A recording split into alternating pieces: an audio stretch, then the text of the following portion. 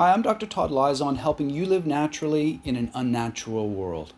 In a previous video, I explored the concept that it might actually be chlorophyll that's driving the process of photobiomodulation and not cytochrome C oxidase.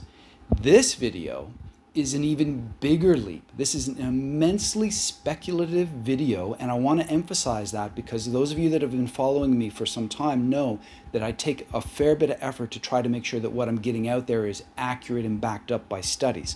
This is speculative based on two actual studies. So let's connect the dots.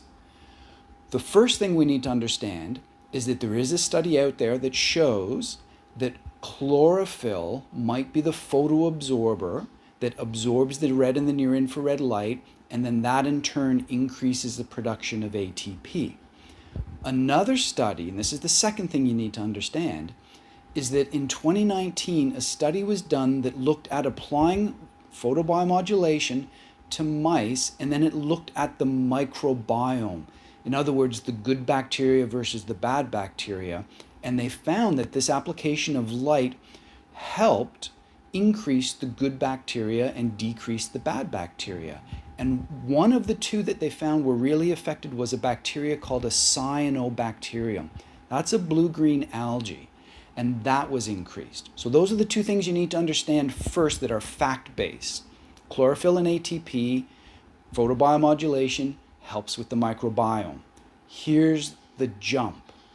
The authors of that second study speculated that the chlorophyll or the chloroplast that might have been driving this process in the cyanobacteria was present in the food for the mice. Think about that for a second, because here's the jump.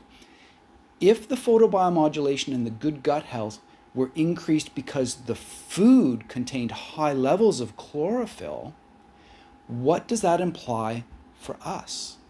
Does that mean that if we have a diet high in chlorophyll, and that's from things like chlorella, plants, would that in turn increase our production of ATP? Speculative, I realize that, but if you actually look at the benefits of things like chlorophyll and chlorella, and you look at what the benefits are theorized to be, it's pretty similar to photobiomodulation, a lot of them. I think it's very possible, but I do want to stress that it is speculative.